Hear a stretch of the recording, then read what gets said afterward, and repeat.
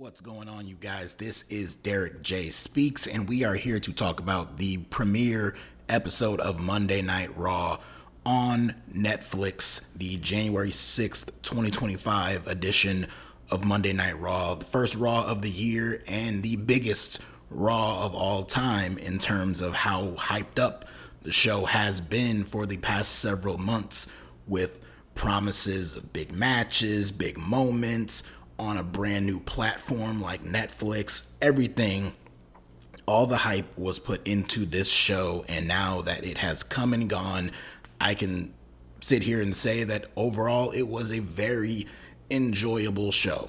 It was a very entertaining show from top to bottom. Was it this giant, groundbreaking, historical, monumental show that they were hyping it up to be?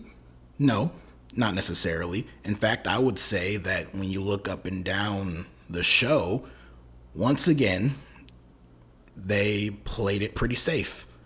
A lot of the PLEs in 2024, where you go into it expecting something over the top and grand and some type of twists and turns, you didn't really get it. Everything was just pretty much straight through, plain as day for what it was, and that was more of the same with this show. But it was not without huge moments like what just took place in the main event.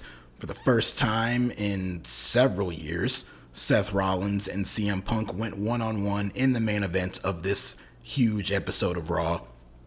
This was a match that many believed, and I believe it has been confirmed, that this was originally planned as the main event of night one of WrestleMania 40 last year for the World Heavyweight Championship. But then injuries prevented that from taking place. And now you fast forward into this year and seeing the kind of match that these two had here, this easily could have been the main event of WrestleMania and would have been a damn good match there, but it was a damn good match here. These two have tremendous chemistry together, and the way that this rivalry has been built up subtly over the past year and then really amped up over the past several weeks heading into this show, they delivered. I will say that this felt like, definitely not a blow off, but it definitely felt like something that is the start of a series of matches. Even though they threw out a lot of big guns in this one, both men hit each other with each other's finisher. We had Seth Rollins hitting CM Punk with the GTS a few times in this match. Even Punk hit Rollins with a stomp. You had Rollins hit Punk with a pedigree onto the announce table and another one in the ring, kicking out of big moves like that. You would think that this would be a hyped up PLE match and this would be the finale of their matches. So they did throw a lot out there for this being their first real big match in this stage of their careers, but I still do believe that this is not the only match the two of them will have. Now, will they have another one in a few weeks? Will they have their match at WrestleMania 41 this year in Vegas, or is this something that will be paused here and then circle back to later? I don't know, but the outcome of the match was quite telling as far as that's concerned, because it was, in the end, CM Punk who got the win in this match in a pretty cool finishing sequence when Rollins had Punk up top, hit him with a superplex, was going to hit the Falcon Arrow, but then Punk managed to catch Rollins and hit him with the GTS. Punk collapsed down to his knees. Rollins is stumbling around, falls into the ropes, bounces off, and then lands on top of Punk right onto his shoulders in prime position for Punk to power himself up, hit Rollins with a GTS, and then that's it. That's all she wrote. So CM Punk gets the win here. Not much of a shock. This really could have gone either way and it would have made sense, but CM Punk gets the win. There's no big angle attached to it, no heel turn, no surprise interference. It was a clean finish. It was a clean victory for CM Punk here. After the match, I mean, they cut the show off pretty quickly, but seeping into the post show. Yes, this episode of Raw does have a post show. It's ongoing as I'm recording this right now on YouTube and their social media platforms, but it seeped into the post show a little bit. It showed both men in the ring, and as Rollins was leaving, there was a little bit of blood on the side of his face, and he looked extremely dejected, but he looked like a man who is primed to snap at some point. So it might not be, it clearly was not on this show tonight, but maybe at some point over the next few weeks, this stuff between him and Punk is not going to be over, and we might see a different side of Seth Rollins come out. In the match, the fans cheered for both people. They were in Los Angeles, of course, in the Intuit Dome. The fans were hot for it. They were into both men. They were singing Rollins' theme song. They were chanting his name. They were also chanting for Punk. So not necessarily split down the middle, but they were just really into both guys. So there was no clear guy getting booed over the other. Although between the two, I did pick up on Rollins getting a little more boos than Punk did. But for the most part, it was a straight up good reaction for both men. But if someone would go heel in this feud, were it to continue beyond what we saw here tonight, I could easily see that being Seth Rollins. And when you look in his eyes and you look at his face after losing and he was walking to the back, that definitely looked like a man who very likely could be on the verge of a heel turn. But that was it. That was the ending of this show, this very long show. Raw has been 2 hours for the past few months, ever since October. In fact, in their last few months on the USA Network, and now that they're on Netflix, they have returned to 3 hours. Meanwhile, SmackDown has now moved to 3 hours, so it was a very long show. In the last hour or so, some of the segments and some of the matches, well, I say some of the matches, there were only 4 matches the entire night, but in that last hour or so, it definitely felt like the show was longer, but still not that bad. And it definitely felt like it was longer because for the first 30 minutes of the show, not a whole lot happened. They opened the show with great fanfare, with the arena set up and all the lights and stuff. They have this giant curtain that was apparently an LED curtain of some kind that showed a long video package. Curtain falls down and Triple H is right there in the middle of the ring to welcome everyone to Raw. The pyro goes off and then the lights go back out and out comes The Rock, the final boss, at least who we think is the final boss. This did not feel like the final boss. This felt like The Rock or Dwayne The Rock Johnson, because he comes out here, he announces that this is the largest gate in company history, which the fans cheered for. I still don't understand why the fans cheer every time WWE gloats about overpricing them in their tickets, but whatever, it's their prerogative. But The Rock is here. He's showing respect to the fans. He's showing respect to LA. He's showing respect to Netflix. He's even showing respect and giving props to Cody Rhodes. We got an appearance from Cody Rhodes, the WWE champion, just standing right there in the corner in the front row in the crowd. He's just standing over there. The Rock showed him respect. He said he wanted to pay respect to someone who has been carrying the company on his back for the past year, and that was Cody Rhodes. And they pointed over at Cody. He gave Cody his respect. He told him to say hi to Mama Rhodes, which Cody laughed about. He laughed it off. And then later on in the night, there was, well, even after this segment, Rock, he didn't really say much else. He said he'd be watching the Roman Solo Sikoa match coming up, but he didn't really say anything else. He signed off. If you smell what The Rock is cooking, he goes over and gives Cody a handshake and even hugs him.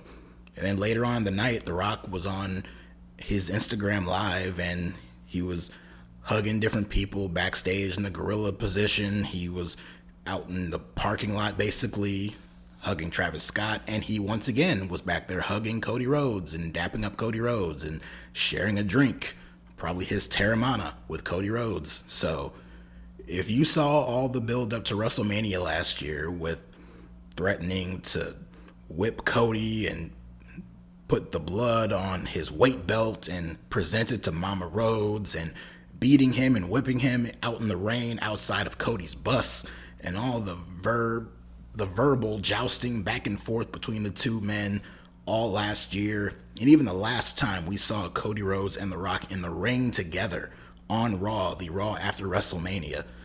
You see The Rock tell Cody that I pinned you, and this between the two of us is not over, it's just beginning. You fast forward a year later, and you would never think that any of that happened. So clearly The Rock is a very forgiving individual, and Cody Rhodes himself is a very forgiving individual.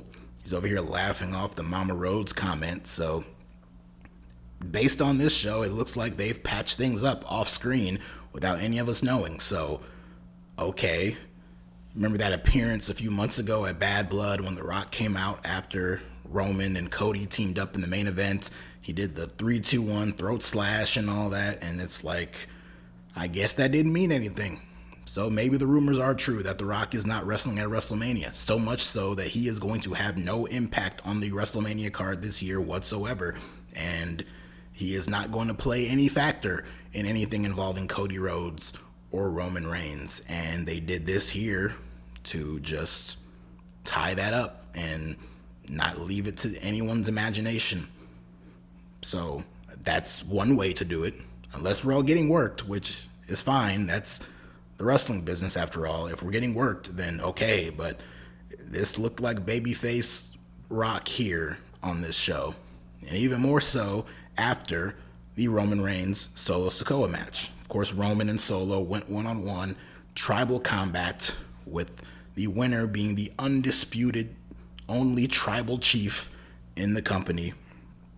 They were having a pretty standard match. This felt very much akin to what we saw with Cody and Roman at WrestleMania last year, and Cody and Solo at SummerSlam last year, where you got the two guys, they're squaring off, they're fighting back and forth, and then it gets to a point down the stretch where all the interference starts to happen. And that happened towards the end of it. You get the plunder, you get the chairs and the kendo sticks and the tables and all that, but down the stretch is when Roman had Solo beat, and Tama Tonga appeared to pull the referee out of the ring. Jacob Fatu appears, he attacked Roman, and they had Roman down. Solo tried to cover him, but Roman kicked out. And then this brought out Sami Zayn and Jimmy Uso. They tried to help things out. They tried to put down Solo too, but Solo wouldn't stay down. And so Jimmy and Sami fought Jacob and Tama Tonga to the back.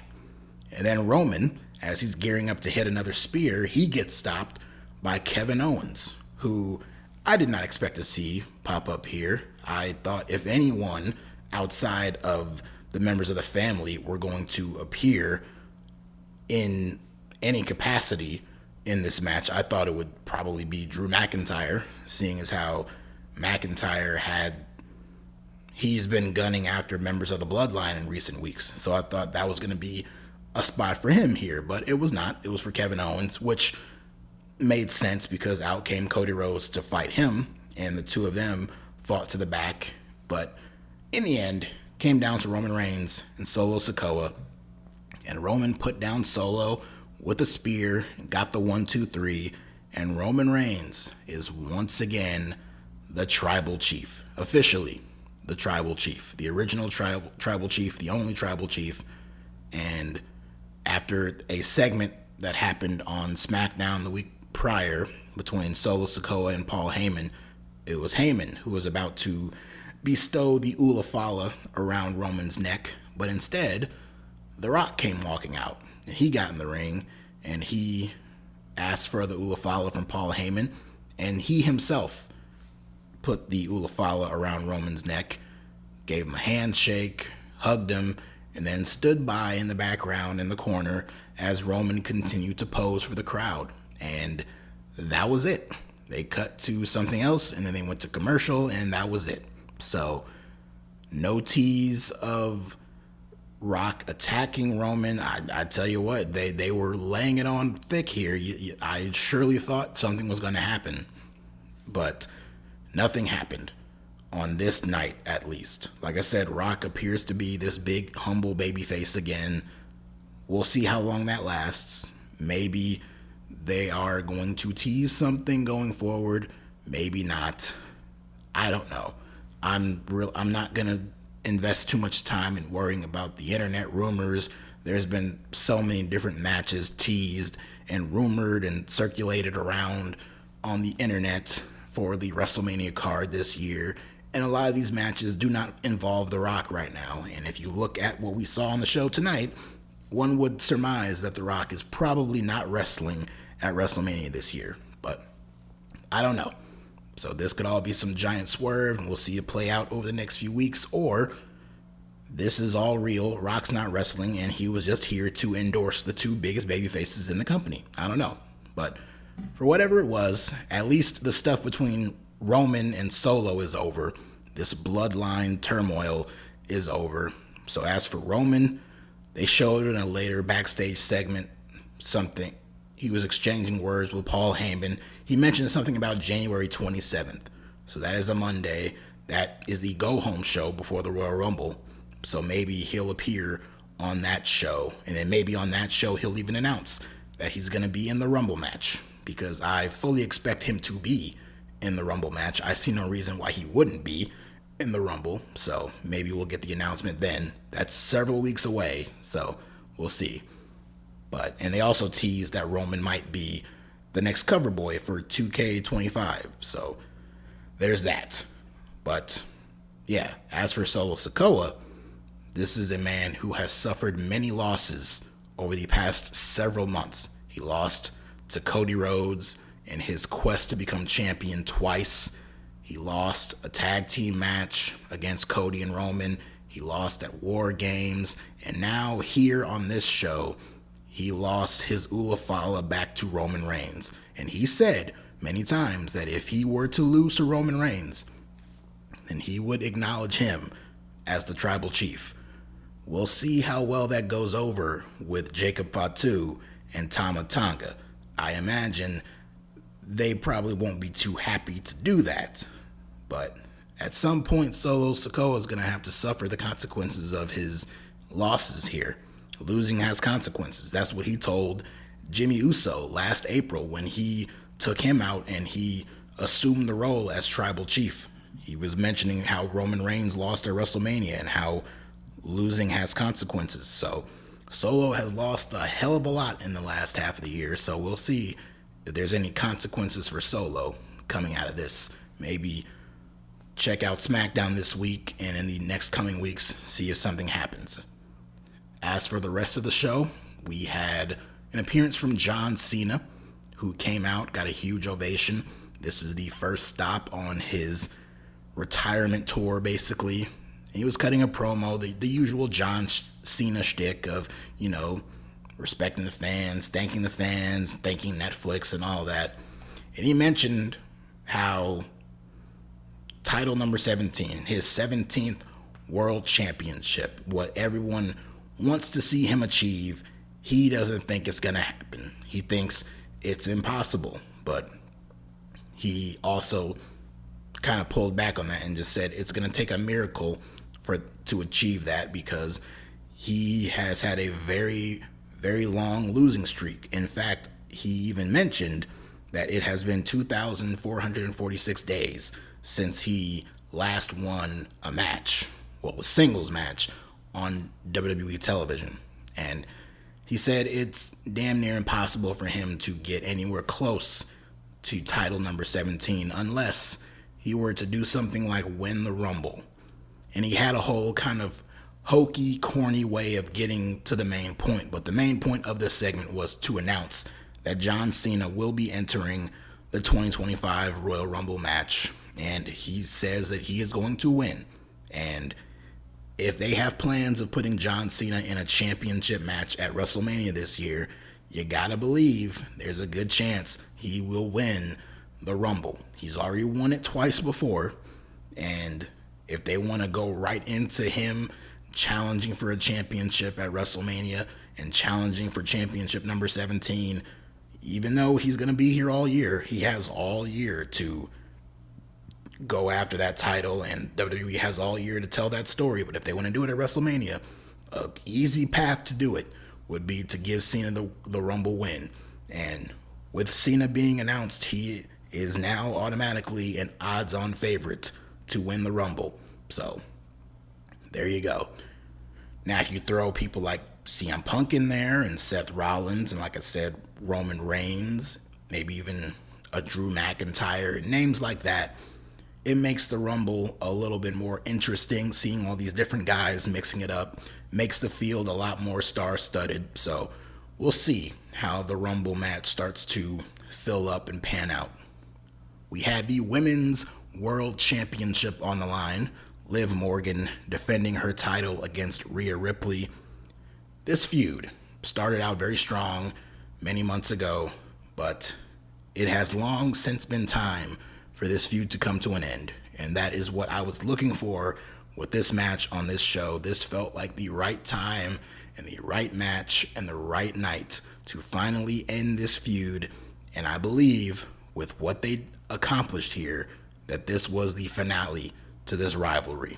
Liv Morgan, she had a very strong run. She did what she was supposed to do. She won the championship, a title that she was never supposed to win in the first place.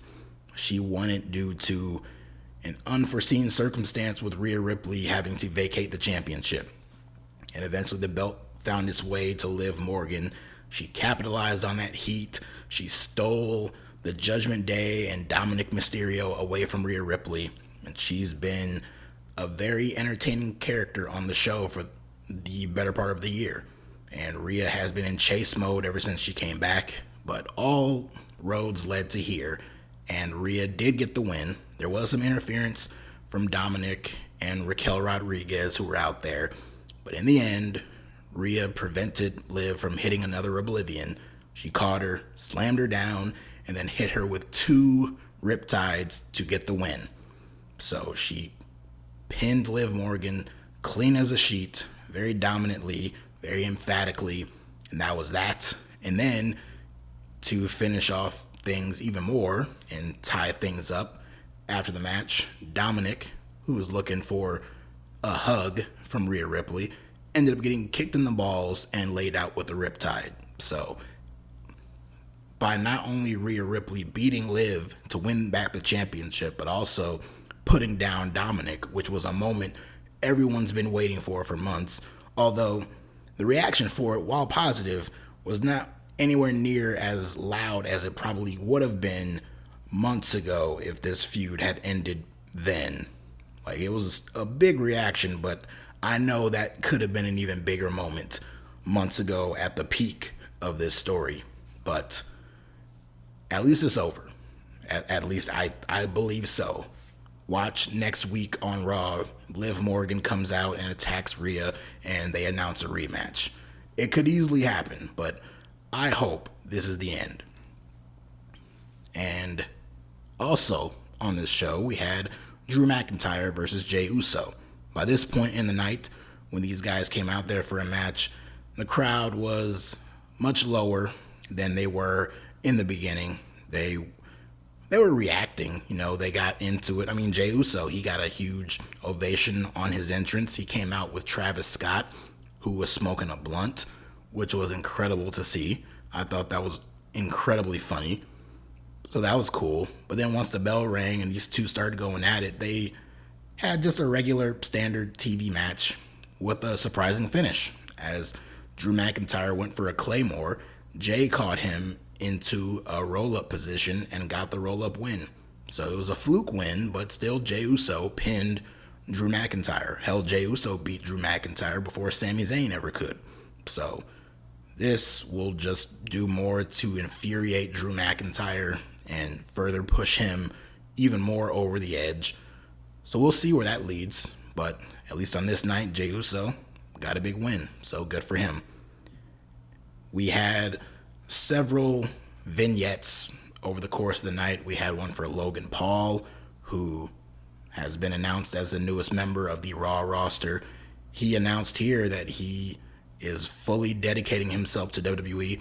I don't think that means he'll be a full-time person in terms of he's going to be on the show every single week, But I do believe that this means he will probably be around a lot more often than he was before. He's been gone since SummerSlam. So I think he'll be on the shows a little more frequently going forward. Hell, even he might be in the Rumble match coming up. So we'll see. We had one for Gunther, who was just there, just talking about how this is a new era for everybody else, but not for me, and just promoting himself and taunting everyone and all that kind of stuff. So Gunther, presenting himself in a strong way in his little promo here. We also had a bunch of celebrities shown around ringside in the crowd all night, including Macaulay Culkin, of course, Home Alone fame, who got one of the biggest pops of the entire night. Out of everyone who came out in the ring, Macaulay Culkin got one of the biggest pops of the entire night. Macaulay Culkin was more over than Hulk Hogan. Hulk Hogan appeared on the show and had a promo segment that, he was basically name dropping a bunch of legends. He was promoting his beer, all that stuff. Got booed out of the building. When he first came out, it sounded like mixed reactions. And even before he started talking, it was still a mixed reaction, but the fans were more booing than cheering. By the time he started talking, just completely showering him with boos. And I will say this, WWE has every right to bring Hulk Hogan out on WWE television whenever they see fit. The man is a legend. He is one of the biggest stars in the history of that company and the history of wrestling, period. They have every right to display him and to have him show up on their shows whenever they want. But to that same token, these fans in these crowds have every right to boo his ass out of the building. So if they want to put him on the show, the fans have every right to greet him with boos and drowning out his promos like they did here. I have no issues with that whatsoever. It's fair is fair, so there's that. But Hogan wasn't the only legend on the show. Of course, The Rock was there, Cena was there. The Undertaker, I forgot to mention that The Undertaker came out, rode his bicycle around the ring real quick, and basically endorsed Rhea Ripley after she won the championship. The two of them posed in the aisleway, so that was a pretty cool moment for Rhea Ripley. But really, that's about it. There was nothing overly groundbreaking that happened on the show. It was newsworthy, given that Roman Reigns regained his tribal chief status. Rhea Ripley is once again the women's world champion. John Cena announced himself for the Rumble, and CM Punk beat Seth Rollins in the main event. A great match in the main event, but that was about it. As for the show overall, in terms of presentation and aesthetics and the look of it, it looked great. The Intuit Dome is a really cool looking arena, so that was great. The ring-wise stuff, the ring itself, the canvas is now plastered with a bunch of sponsors like Fortnite and Hogan's Beer and a bunch of other stuff that I don't remember off the top of my head. So it's a little distracting if you focus too much on it, but it really didn't bother me as the show went on. And I imagine as these weeks go on moving forward, I'll not be too distracted by it that much. It might be funny here and there, but for the most part, it was kind of throwaway out there. And yeah, streaming on Netflix, it was fine. No lagging or buffering like during the Mike Tyson, Jake Paul fight all those months ago. So clearly Netflix fixed those issues. But yeah, as a show they were building up and hyping up for months and months, I can understand people being very underwhelmed. There was no big surprise or shockers to the Roman Reigns Solo Sikoa match or the Punk Rollins match. Nothing huge happened in that regard. It was a pretty straightforward show, top to bottom. Feels like once again Triple H really played it safe. But as far as just being a show, an introduction to any new fans on this new platform, it was perfectly serviceable. It was an enjoyable show. I enjoyed it. A little bit long, but get used to it because a lot of these shows going forward are probably going to be very long. I know Triple H said that they can fluctuate with the times, but I doubt we're going to see too many Raw shows going forward that will be less than 2 hours. Expect them to be 2 hours at least going forward. And next week, they announced a few matches. Lyra Valkyria and Dakota Kai competing in the finals of the Women's Intercontinental Championship tournament.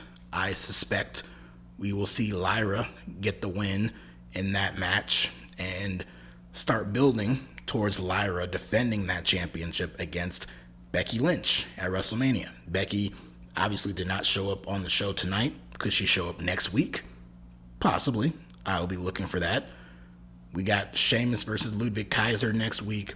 We have a street fight between Damian Priest and Finn Balor, much like Liv Morgan and Rhea Ripley. Hopefully the Priest Balor stuff ends next week too, please.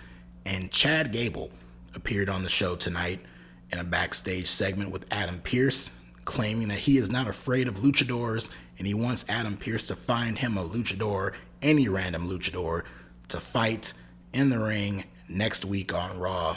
And it looked like Adam Pearce had an idea.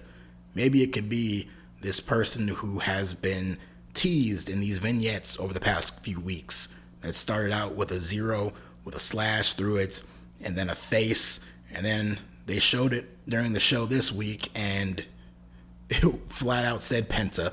So I imagine that'll be his name. Pentagon Jr. will be arriving to WWE next week, and Chad Gable once again will be the sacrificial lamb for a debuting act on the show. Pentagon Jr. coming to WWE next week. Poor Ray Fenix. And The Rock. I forgot to mention The Rock for people who watch NXT. The Rock will be appearing on NXT this Tuesday night, tomorrow night / tonight, depending on when you hear this review. So, no idea why he's there. He might be just visiting his daughter, Ava, the GM, but no idea what The Rock's going to be doing on NXT, but he will be there live. So, there's that. And that about does it. So, that does it for this show. That does it for this review. If you like what you heard, like what you see, hit that like button, subscribe, comment down below what you thought of Raw on Netflix. How was your viewing experience? The ads, they are what they are. If you're an international fan, you didn't have to deal with it. But for us over here in the U.S., we had the ads just like on regular TV. So that's just something to deal with. But that's about it.